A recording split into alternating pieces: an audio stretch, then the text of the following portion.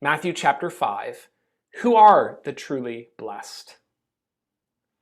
As we've proceeded to this point through the Gospel of Matthew, we have been introduced to Jesus' identity and his origin, chapters 1 and 2. We've seen some of his works, chapters 3 and 4, the extraordinary miracles that he performs. And of course, that will now become the pattern for the book of Matthew, between Jesus' works and his words, back and forth between the two, which is then this section, Matthew 5 through 7, is the famous Sermon on the Mount, where now we will be introduced not only to what Jesus did, but to what he taught, and come to understand through that what it means to be a disciple or a follower of Jesus Christ. It can be helpful to imagine the setting for the sermon. This is beside the Sea of Galilee. When we read mount, we might imagine the top of a high mountain, a high climb. That's probably not it based on the way that the Gospels describe it. But one of the traditional sites, a possible site, would be about where these churches or where this complex is. Just an area that's raised a bit above the sea. You're looking out across the sea. It's in the region of Galilee, and so now you're seeing Jesus' ministry and the focus of Jesus' ministry in that part of the nation of Israel, particularly in areas that are not the center, the political power, or the religious center. And that actually points us a little bit towards the themes that we're going to see in this chapter, because we might make some assumptions about who are the truly blessed, who are the truly righteous, and we might make wrong assumptions along those lines. Following Jesus' teaching, we discover who are, in fact, the truly blessed. And the structure of the chapter is going to start to indicate that to us already. Starting with this, the first section, what we call the Beatitudes, verses 1 through 12, are going to over and over say, the blessed, the blessed, the blessed. But it's the blessed in surprising or unusual ways. You're also going to hear about the nature of the disciples. Who are they or what they ought to be? They ought to be salt and light. The assumption being the world around them is defiled or in darkness. And the last part of the chapter, the true and ultimate intent of the law, significantly because Jesus is the fulfillment of the law. Let's start then with that first question. Who are the truly blessed according to Jesus' teaching? I suspect we are already familiar with much of this. Blessed are the poor in spirit. Blessed are those who mourn. Blessed are the meek. Blessed are those who hunger and thirst for righteousness. And actually, the structure is fairly formulaic. Blessed all the way through for all of the Beatitudes. Blessed are, and here's a category of person, and then a reason or kind of a promise, for theirs is the kingdom of heaven. Those who mourn will be comforted. Those who are meek will inherit the earth, and so on. There is a great deal of significance behind even the concept of the blessed and what that means, because you can track this into the Old Testament and discover deep Old Testament roots around this concept of blessing. For instance, we could talk about Psalm 1. Blessed is the man that walketh not in the counsel of the ungodly.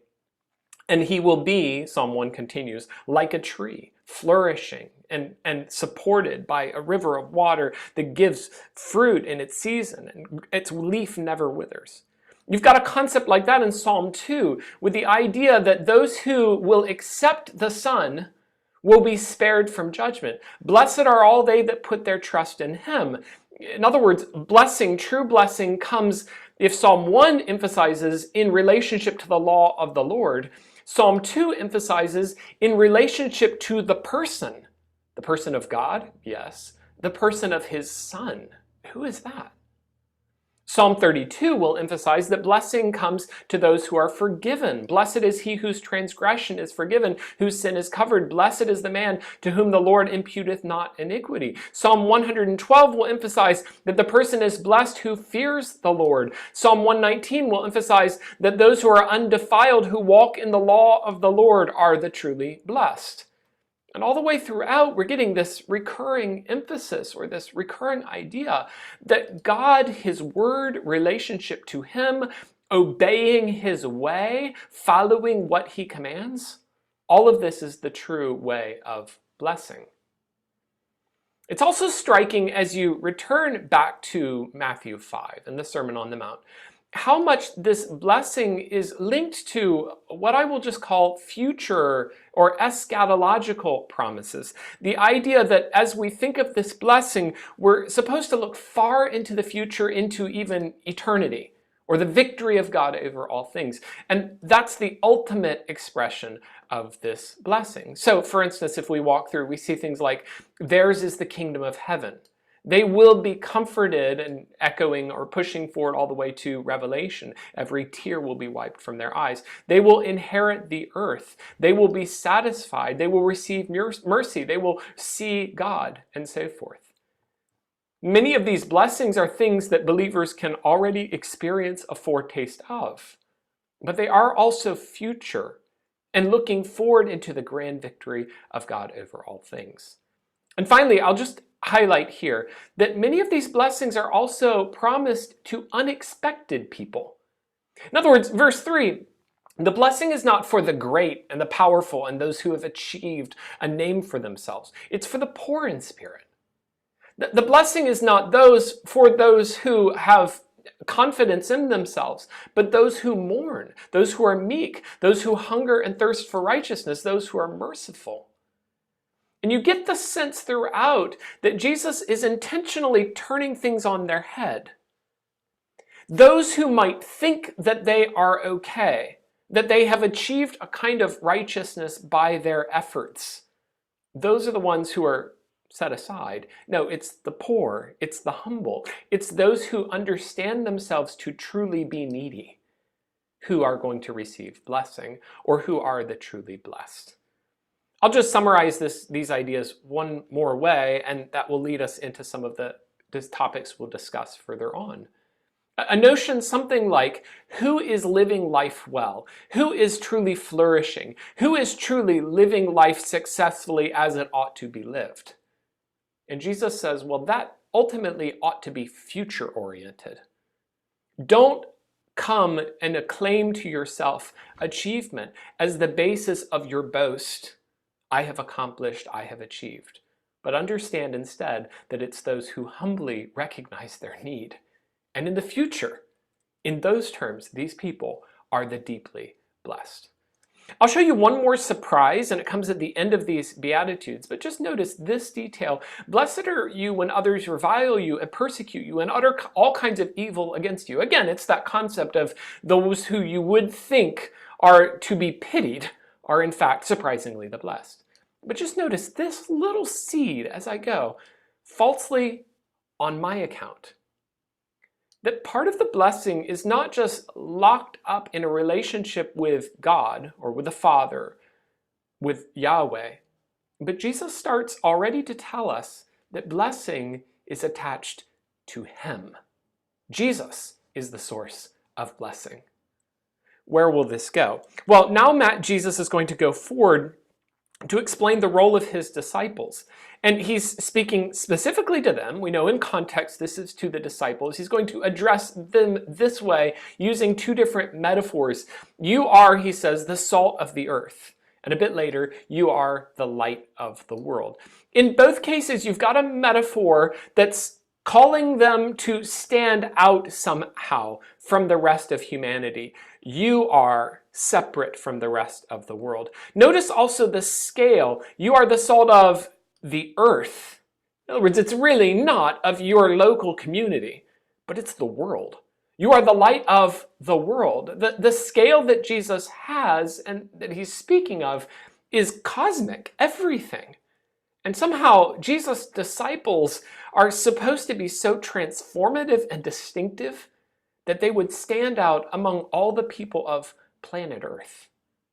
There's one other interesting notion that comes up here, and it's going to continue on through the rest of the sermon. It's language that Jesus begins to use with the word Father. Just notice here in verse 16, let your light so shine before men that they may see your good works and glorify your Father which is in heaven. And this will continue down through the rest of the sermon. I'm glad to introduce it here.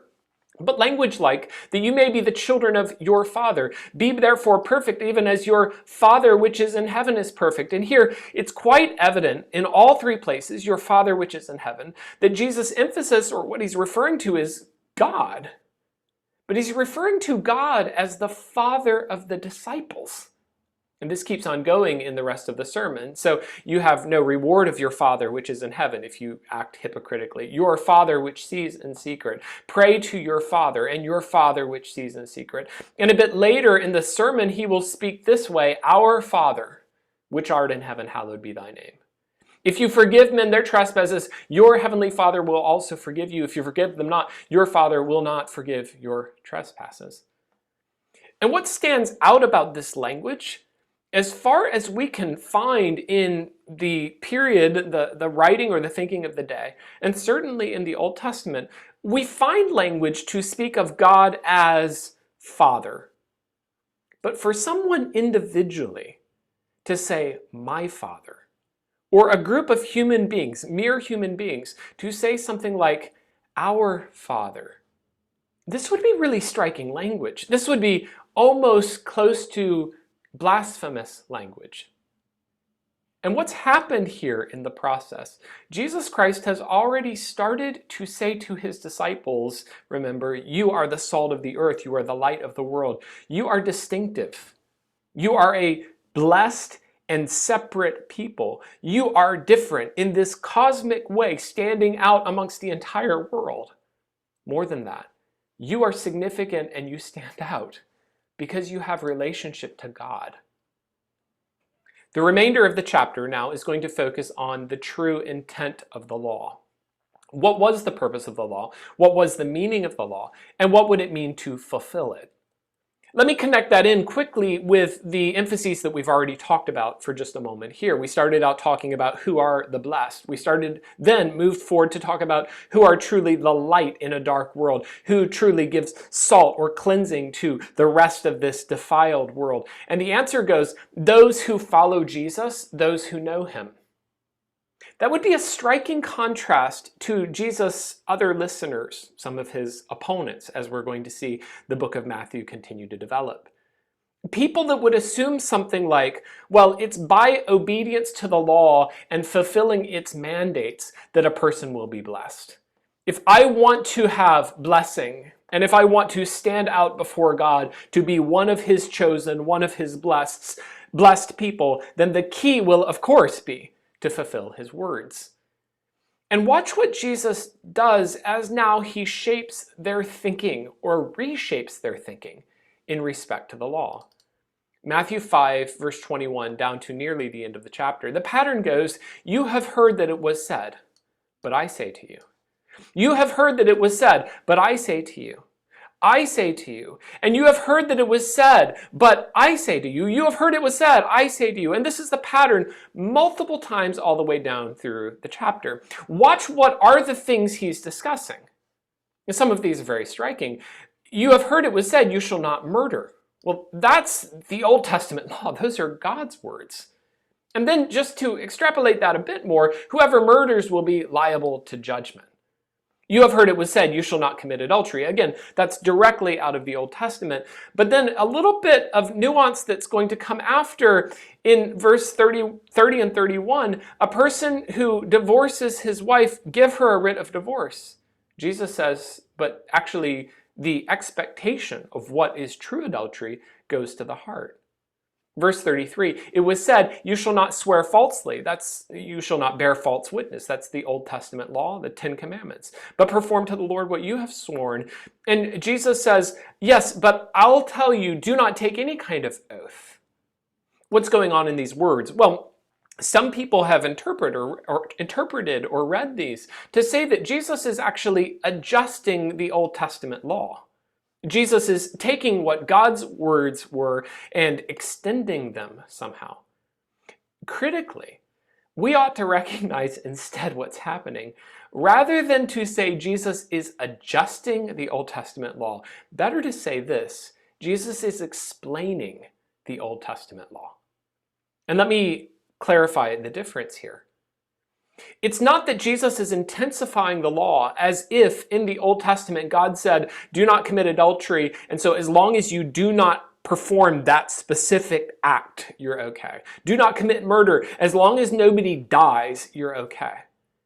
In fact, what had happened in the intervening centuries is that people had added tradition and kind of carved out exactly what would it mean to commit adultery, what exactly would it mean to commit murder. And the idea would be, well, if I can go up to the edge, or if whatever act I do, if I'm not quite committing that, I'm okay. In fact, later on, we'll discover in the book of Matthew, there are ways that people found within the sets of tradition either to be stricter than what God had actually said, but in many cases to kind of evade the intent of what God said. And what Jesus is doing here is not to nullify the Old Testament law, but Jesus is explaining what it meant, and he's taking it directly to the heart. What is your response from within towards God's law? So that when God says do not commit adultery, well, do you have a heart that would be glad to, or that would even in imagination think those thoughts, find pleasure in those things? Are you saying, well, God said do not commit murder, and yet in your heart your attitude is murderous, it's hateful? And Jesus' concern is to say, the question of the law is a question of your heart. Jesus is not intensifying the law, he's explaining it. Now, if I go just a bit further, or I follow the context of these statements, that becomes quite clear. In order to support my assertion about what Jesus is doing in respect to the law, watch how Jesus introduces this section. Verse 19, whosoever therefore shall break one of these least commandments and teach men to do so, he will be called least in the kingdom of heaven. Whoever will do and teach them, that person will be called great in the kingdom of heaven. Jesus' idea is not to set aside the law. Watch in verse 20. I say unto you that except your righteousness exceeds the righteousness of the scribes and the Pharisees, you will in no case enter into the kingdom of heaven. Is Jesus nullifying the law? Far be it. Far from it. Jesus is telling you the true intent of the law, and he's supporting, in fact, he is affirming the law. But I skipped the two verses that state this most clearly, and they come just before Matthew 5:17 to 18, in case we're still wondering if maybe Jesus set aside the law. Watch this. Think not that I am come to destroy the law or the prophets. I am not come to destroy, but to fulfill. Verily I say unto you, till heaven and earth pass, one jot or one tittle shall in no wise pass from the law, till all be fulfilled. Absolutely should be clear as you read those words that Jesus Christ is affirming the law, not destroying, not setting aside.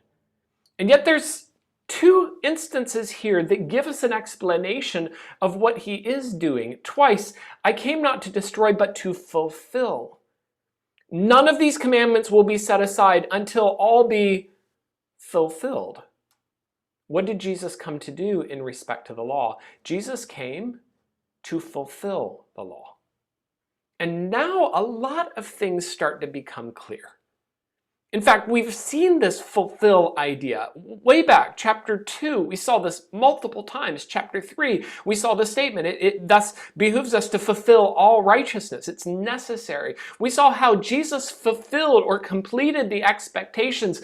Everything Israel ought to have been and failed to do, Jesus did it, and he did it perfectly. Jesus takes all of the hopes and the longings of the Old Testament and brings it to his completion. The fulfillment has come. The Messiah is here. All of the longings and the hopes of the entire Bible to this point reach their nexus, their completion in him. Jesus is it. And there's one more point within this part of the sermon that starts to show us that idea. If you notice the impossibly high expectations Jesus gives, who can possibly live up to these standards? We already saw some of this. You have heard that do not commit adultery, do not murder, do not lie, and how People in tradition had limited the actual breaking of that so that it was manageable enough. And Jesus says, oh no, you're going to have to complete these commandments, fulfill, obey them to the highest standard in your heart. How would you fulfill a standard like that? But he's going to say it twice right within the chapter. And you see it here in verse 20. Unless your righteousness exceeds the righteousness of the scribes and the Pharisees. Well, I mean, these are the ultimate law keepers in the sense of keeping the traditions of the law. But Jesus says to them, oh, but keeping traditions won't be enough. And no, these people are not the ultimate law keepers. My standards are higher still. Matthew 5:48, be therefore perfect, even as your Father which is in heaven is perfect. Jesus' standard of righteousness is the one who is himself righteousness. You would have to have the righteousness of God if you want to truly be blessed. And that takes us all the way back to our opening question as kind of the theme or the summary of Matthew chapter 5. Who are the truly blessed? Or another way of asking the question, if I read through the Beatitudes and I see the concept, the blessed, the blessed, the blessed, the blessed, I look at all of that and I want to be one of those blessed. And I keep on reading in the chapter, and the rest of the chapter opens it up to say, oh, well, you just have to be as righteous as God. You just have to be perfect.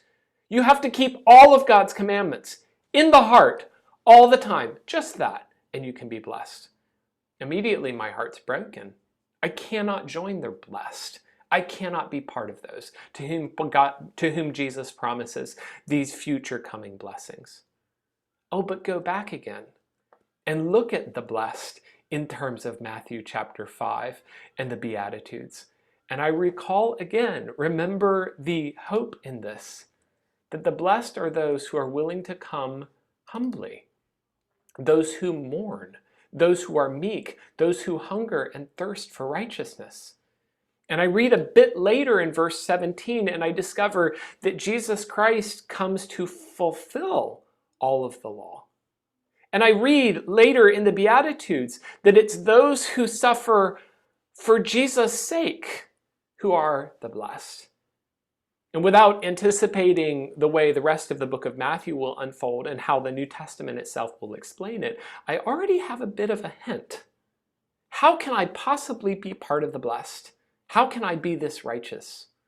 Well, Jesus came to fulfill the law, and Jesus calls all those who follow him to join him and to be truly blessed. And he calls them to come to him in humility and dependence. It is possible to be one of the blessed. It is possible, strictly and only, in relationship to Jesus.